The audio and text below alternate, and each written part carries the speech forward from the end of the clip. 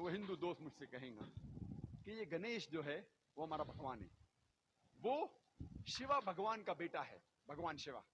اور یہ ان کی کتابوں میں لکھا ہوا ہے کہ گنیش بھگوان شیوا بھگوان کا بیٹا ہے. اور ایک دن جب بھگوان شیوا اپنے گھر کے باہر نکلتے ہیں، ان کی بیوی پاروتی اپنے جسم سے میل نکالتی ہے اور ایک بیٹا بناتی ہے. اور وہ کہتی ہے اس بیٹے سے کہ گھر کے چوکٹ پہ کھڑے رہو، گھر کے دروازے کے باہر کھڑے رہو اور کسی کو بھی گھر میں آنے مت دینا، میں آرام فرما رہی ہوں. تو اس کا بیٹا گھر کے باہر جاتا ہے اور دروازے پہ کھڑے ہو جاتا ہے. کچھ دیر بعد بھگوان شیوا واپس اپنے گھر پہ لوٹتے ہیں اور جب گھر میں داخل ہونے جاتے ہیں اس وقت ان کا بیٹا.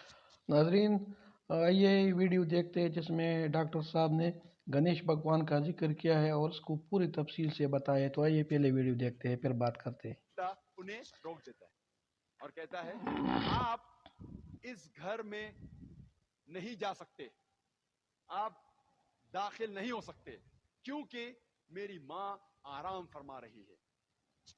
شیوا تیش میں آ کے اپنے بیٹے کی گردن اڑا دیتے. تو میں کہوں گا میرے ہندو دوست سے، آپ کا بھگوان اپنے بیٹے کو نہیں پہچان سکا، کل جب میں مشکل میں رہوں گا تو مجھے کیسا پہچانیں گے؟ اور یہ ہندو دوست آپ سے کہیں گے، آپ کو کہنے کی ضرورت نہیں. اور یہ کہانی آگے بڑھتی ہے کہ بھگوان اپنے بیٹے کا سر اتنا دور اڑا ڈالتے کہ واپس نہیں لے کے آ سکتے، تو لوگوں سے کہتے کہ پہلے جانور جو نزدیک میں آئیں گا آپ کے، اس کی گردن اڑاؤ اور میرے پاس لے کے آؤ. تو پہلا جانور جو ان کے سامنے آتا ہے وہ ہے ہاتھی. تو ہاتھی کی گردن اڑاتے اور شیوا کے پاس لے کے آتے اور بھگوان شیوا اپنے بیٹے کے سر پہ لگاتا ہے اور وجود میں آتا ہے گنپتی، ایک لڑکا جس کے سر کی جگہ ہے ہاتھی کا سر. میں کہوں گا اب اس کو بھگوان مانتے، میرا دوست کہے گا ارے جانے دینا ذاکر، یہ تو کہانی ہے. ارے لیکن یہ آپ کا بھگوان ہے کیا؟ ارے ذاکر جانے دینا، یہ تو صرف کہانی ہے. میں کہوں گا آپ مجھے ثابت کر کے دکھاؤ کہ گنیش بھگوان ہے اور میں پرساد کھاؤں گا، کیونکہ قرآن میں لکھا ہوا ہے کہ اللہ کے نام کا کھانا میں کھا سکتا ہوں. بولے گا جانے دینا ذاکر، یہ چھوڑ کہانی ہے یہ صرف میرے مذہب میں. میں کہوں گا نہیں مجھے ثابت کر کے دکھاؤ، ابھی میں اس کے پیچھے بھاگوں گا. اور یہ بہت آسان ہے، ہمیں کسی بھی غیر مسلمان کے خدا کو گالی نہیں دینا چاہیے.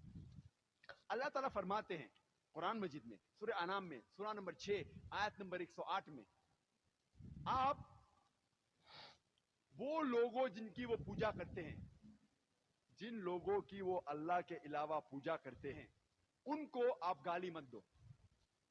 جن لوگوں کی وہ پوجا کرتے ہیں، عبادت کرتے ہیں اللہ کے علاوہ، ان لوگوں کو آپ گالی مت دو، نہیں تو جہالت میں وہ لوگ اللہ سبحانہ و تعالیٰ کو گالی دیں گے.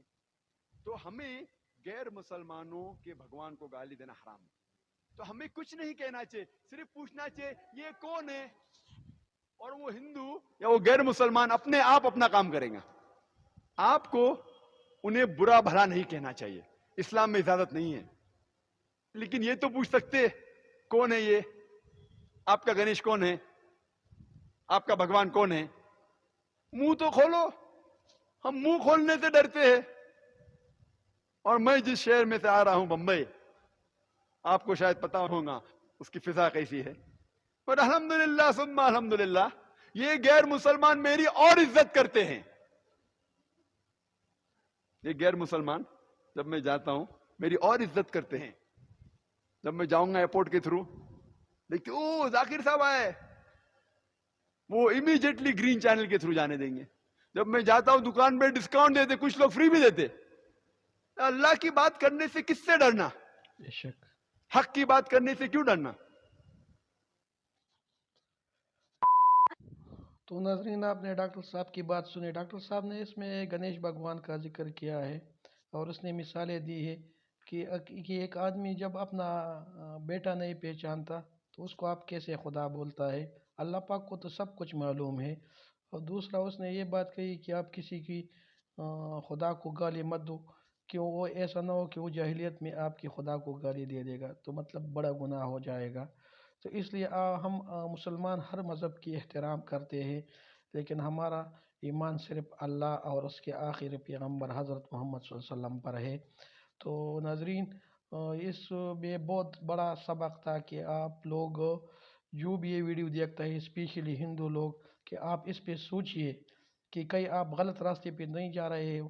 تو ڈاکٹر صاحب نے بہت خوبصورت انداز میں ان لوگوں کو سمجھایا ہے، اللہ تعالیٰ ان کو ہدایت دے دی۔ انشاءاللہ کل دوسری ویڈیو کے ساتھ حاضر ہوں گا، تب تک کے لیے اجازت دیجیے، اللہ حافظ۔